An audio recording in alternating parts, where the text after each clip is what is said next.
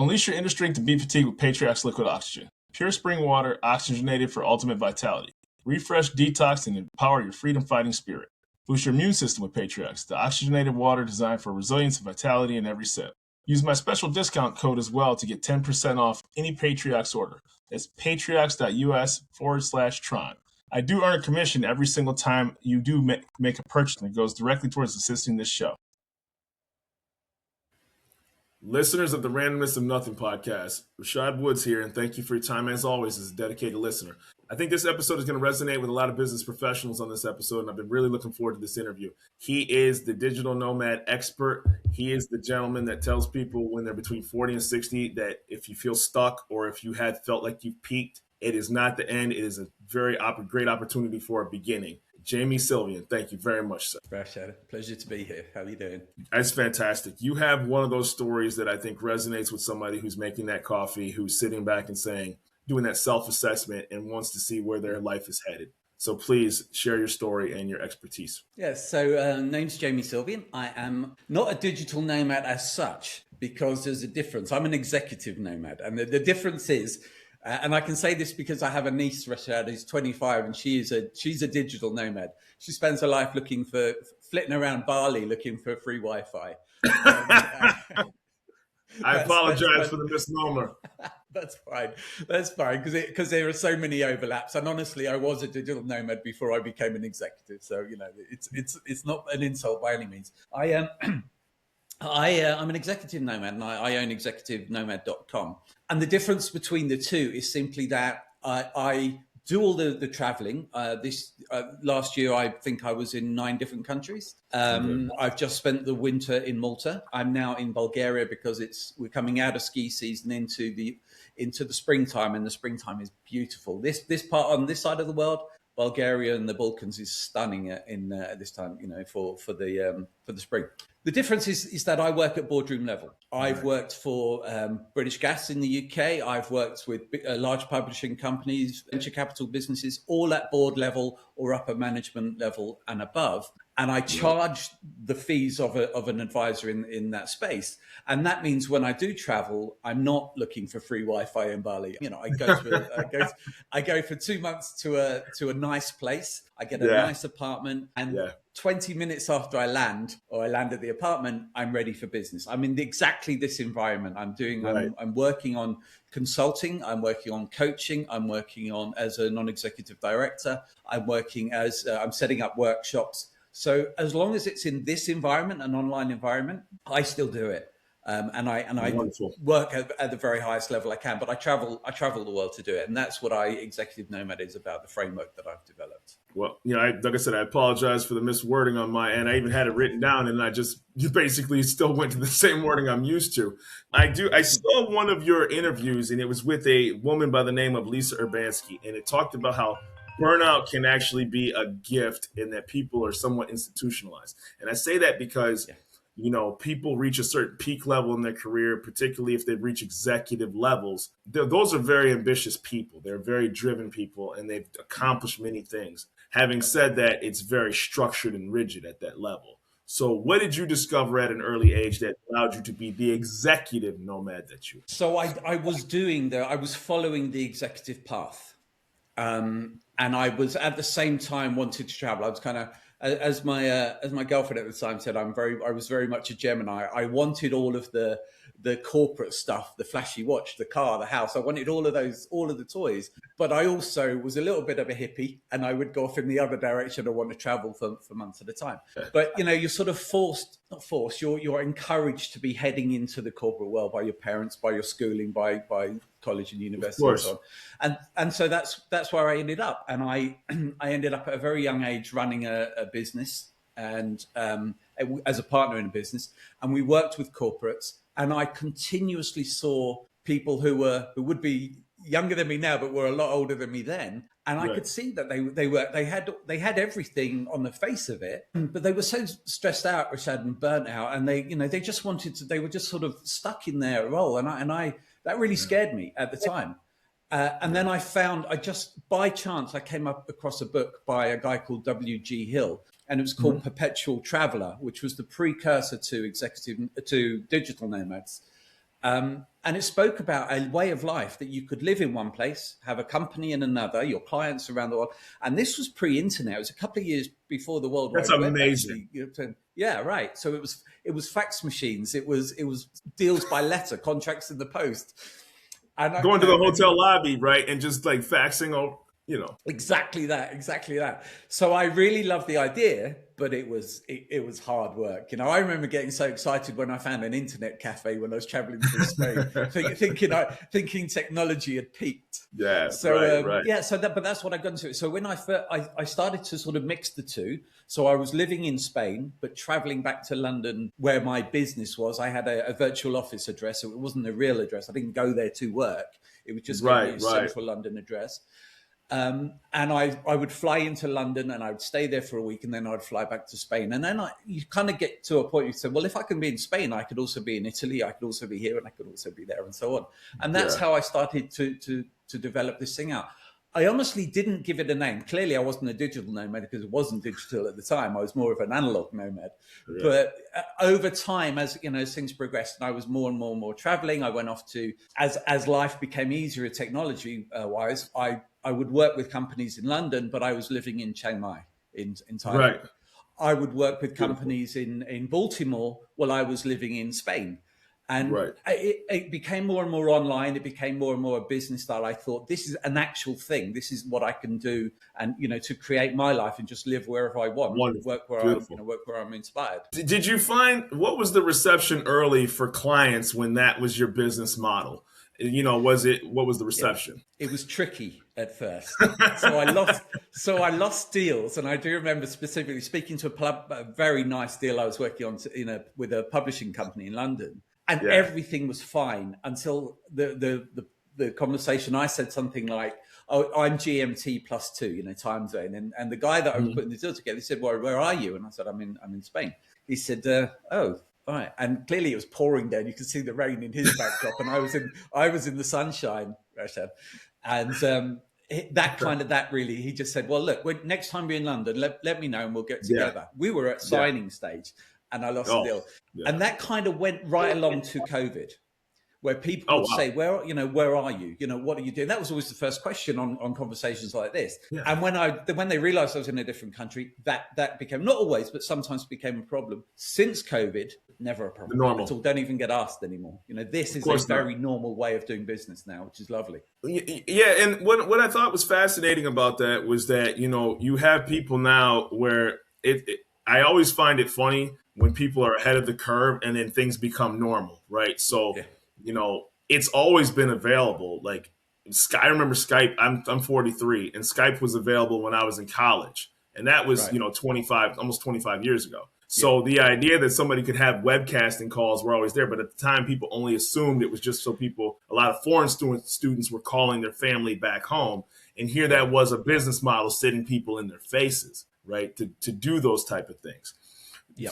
Is there a difference because you are the executive nomad when it comes to doing business with a U.S. client, and then you have time zone differences? Maybe there's some sort of currency differences. Like how different does it become to also pitch your services too? Is it word of mouth? So I do get a lot of word of mouth deals, but actually I have a US phone number.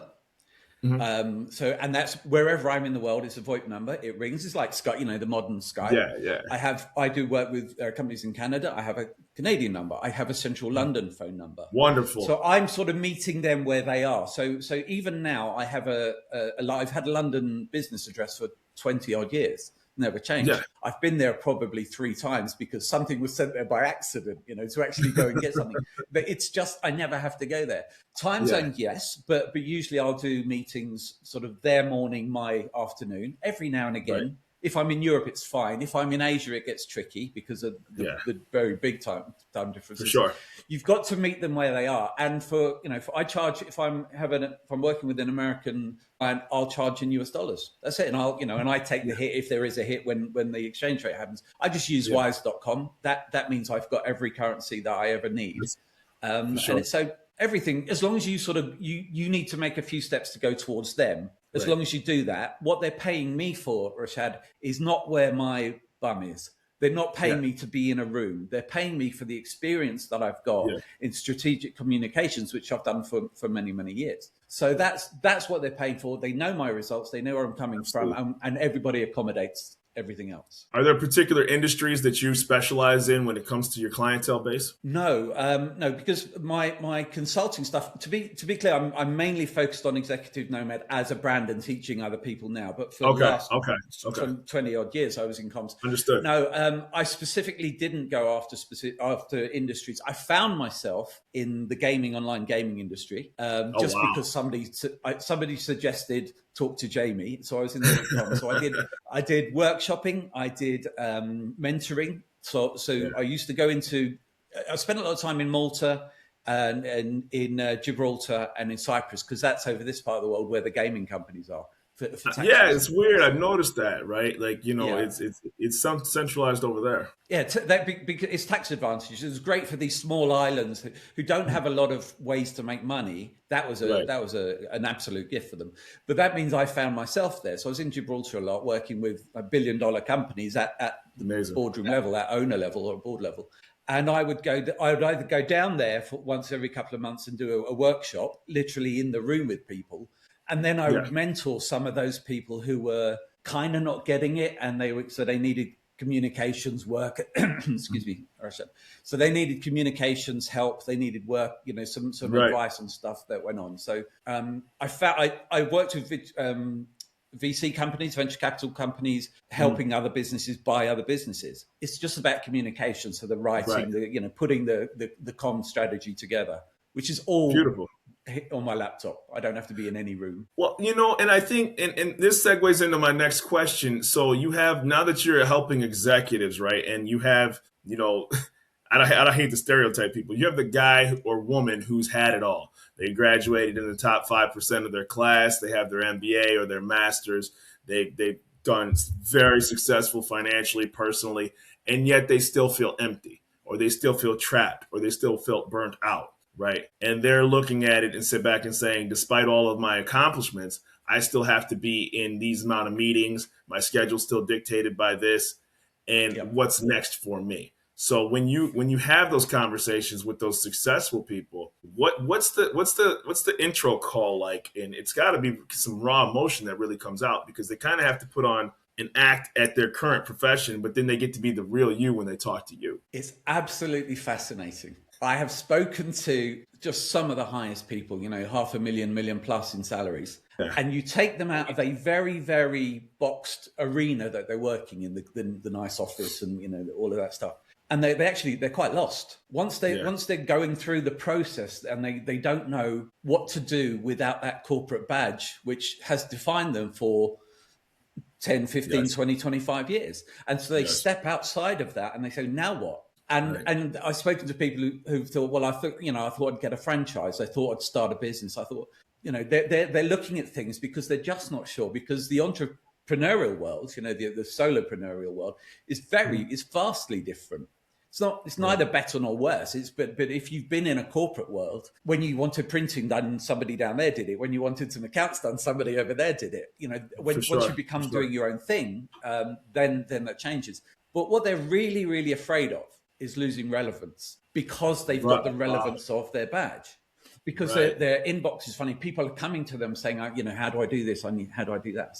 So with Executive Nomad, with the framework, Rashad, that I put together, is I call it Rewire, Repackage, and Repurpose. And Rewire is where we go into, in a conversation like this, we're looking for some wins, losses, and lessons in their career. Right. Because they can't, this is a real challenge for people, because they did it just as a part of the job. So they're not seeing it in and of itself. There's, so we extract that and say, that thing you did, you were working for a logistics company, and there was a takeover, and it was all messy. And this thing you did, that is a consulting business. That's a coaching business. That's a mentoring business. That's a workshopping business. Let's extract it out. Once you've got that, once you do that, it's really interesting mind shift, is that they go, I could do that. And all of a sudden that relevance still stays there. So you say, that's exactly what we're trying to do here. We're giving you a series of services that you can package, which is the second part, you actually give them a name, because ringing somebody up and saying I'm a consultant, well, there's a million of them, who cares? But when you actually give your what you do an actual name, so I'm the logistics oversight guy, I'm the gaming company strategist, I'm the something. Right. Yeah, that's what they see. And the third bit, so that gets people excited, right? The third bit is simply to repurpose all of that so you can do it into different industries, which is, in answer to your earlier question, did I specialize? No, I didn't. That's why. Well, because process, there's a reason why people can jump from, Coca-Cola to Unilever to Procter and Gamble. It's because they understand process, they understand strategy, they understand people. So that in itself is already 80% of what you need to know, right? And then it becomes, because for all intents and purposes, those are all, publicly traded companies. So the profit and loss statement all reads exactly the same, right? Yep. You just have to be able, and at the end of the day, you're just trying to refine whatever processes and remove any flaws, so to speak, that are currently in said process. What I find fascinating is, because I think this really hits home with a lot of people, because, when you'll look on LinkedIn and you'll see people at a certain age and now younger, in particular, that are like, for sure. And then, they're like, oh my gosh, I kind of need to, break the glass kind of deal and see what's available out there. And maybe you don't know this, but I just have to ask this question.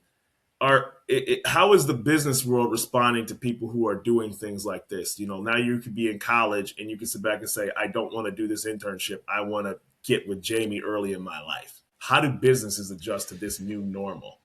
Okay, now that's a really good question. And it's the value of the executive nomad is, so I'm going to answer what you asked in two ways. The value of an executive nomad is pattern recognition. When I'm in with a new client and I'm talking to them about what their problem is, their challenges, whatever, I can help them because I've seen it 5 years ago, 10 years ago, 15 years ago, right? Yeah. I've seen what they've done, and they haven't. They're going, well, how on earth do we get out of this mess? And I'm thinking, right, I know exactly what to do. You know exactly. That's the value. Yeah. So when you go back to somebody who, the intern and what have you, the trick now, if they're doing that, is for the next couple of years is to get their network going, because the network is your easiest place to position yourself as an executive nomad, because you can they already know you, they know what you can do. You've got their phone numbers and all that. So we're looking at, for me, 40 plus is the right place to be. And it changed, the service you offer changes in that arc from 40 to 60, 65. Correct. But when you're younger, you can start laying the groundwork so that, you don't have, there's no age for this, and you don't have to travel the world doing this. You can do it from your kitchen table. But if you want the executive, that's the executive bit. If you want the nomad bit, that's when you're going to need to sort of work it all out, how this is going to work for you. So it's answered in two ways, if I did that right. Yeah.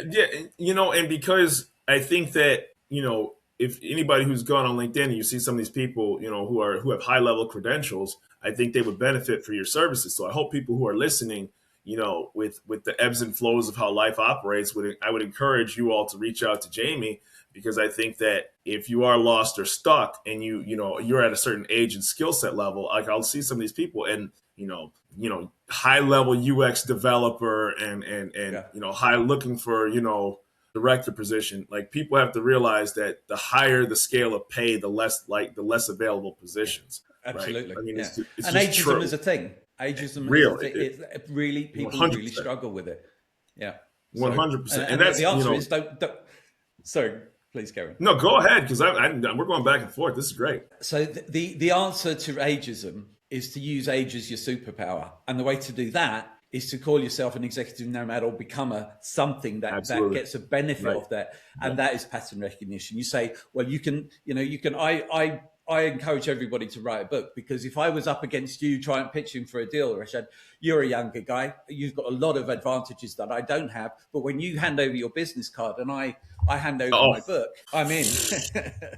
Right. Like, you ever seen Goodwill Hunting? You ever seen Goodwill Hunting? Yeah. Like it's like when Matt Damon got like to that debate with the guy at the bar, because the guy was trying to impress the girl. Right. And then and then Matt Damon completely like washes the guy because he knew he was right. And then like that's the business card versus the book, right? Like, it's exactly that. So I laughed at that one. It's funny because in the course of doing this podcast, people have asked me to write a book, and what's weird about it is I've hesitated because I didn't think I was worthy of writing a book, because I'm like, why would I write? But now that you mention that, you could be the podcast. Like, I'm literally going to reach out to the person that's been emailing me a half dozen times now after this call. Be like, I should write a book, because then it's like I'm the podcaster with a book. Like, I think people are selling themselves short of their actual potential because they think they have to be at a certain stage to do certain things. Yep. Yep. And also the difference is, and this is really important. This is why anyone watching and listening should think about writing a book, is because I am now the executive nomad. That's an incredibly powerful brand in and of itself. Yeah. And I built out, as I'm building out the brand itself, I own the .com, I own the .us, I own the .canada, I own all of that brand. So I have become synonymous with the executive name, the executive nomad, and that in and of itself. But that's just my brand. You know, anyone can create a brand and sort of and build themselves around it, because then all of a sudden everyone knows you. You know, anyone in your space, you're in the logistics space, you're in the engineering space, but you're positioning yourself there. You're the guy who wrote the book. You're the guy who's on the podcasts. You're the guy who's doing all that stuff. All of a sudden, the doors start opening. I do probably 5 or 6 podcasts a week now, and most of them are inbound to me, asking me if I'll do it. That never happened before I, started working on all the Executive Nomad as a brand, rather than just Jamie the consultant. I think that when the world came to a screeching halt 5 years ago, that it made people do a reassessment of where exactly, here you were ahead of the curve, and then next thing you know, everybody's like, what's next? How can it really can happen? When you're a software developer, for example, all you need is reliable internet and the platform that you're doing something for. Right. And then, unless you're, unless you're doing something cooking, right. Or a lot of things have become digitized. Right. I'm paraphrasing. Right. So obviously, I'm not going to dismiss every profession that's out there, but for all intents and purposes. Oh no, but I mean, in this context, it would be very difficult to be an executive nomad with a trowel and some bricks. I get that. But also, I'd be terrible. Oh my gosh. And so it's funny because, I've had the fortunate distinction of starting this podcast, and, the one thing that I kept trying to figure out was like, what can I dive into, and then when you do a checklist of all the things you can do and you can't do, and then the can't starts getting really big, and then you're like, but I like to talk and I'm fascinated about what people do. And that just kept coming up all the time, like every time. Yeah. And then I was like, why don't I just talk about people about what they do for a living and see how that goes from there? And, so I would encourage people, find one good thing that you're good at. Yeah. Rewire. That's the point. Yeah. Right. And then just for anybody's use, I've just finished building out an AI program that's based on all of my experiences that will be on my website in the next couple of days. And that, if you just put in some of your career details, and it will tell you what you can do as a coach, as a consultant, as a non-executive director. It will actually give you the groundwork for your next stage, if that's what you want.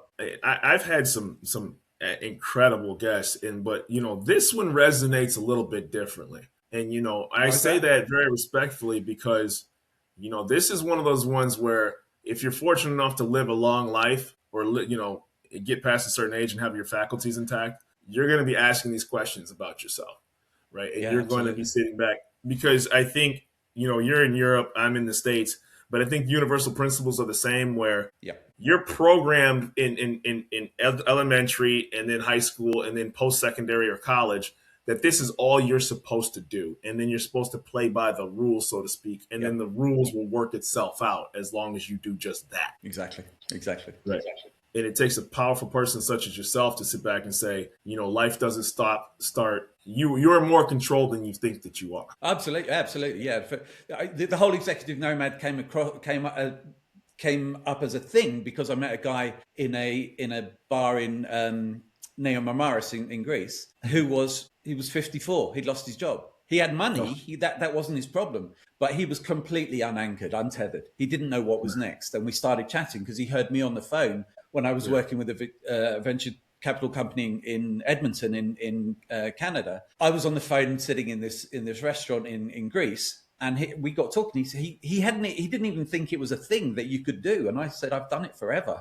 So we were a couple of bottles of wine in, Rashad, before we knew that we actually had something to talk about. Yeah. But that's how it started.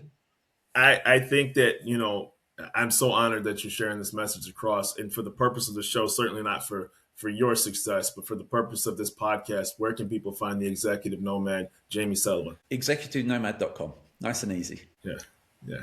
Perfect. And so I would encourage people, whatever stage in life, whether you're thinking or whether you're at that stage, that I would, to get his book, visit his website, listen to his podcast, episodes that he's had, because this is a message that's going to resonate. You're never going to be the youngest in any room. And at some point, if you're fortunate enough to get older, you may want to take these words of wisdom.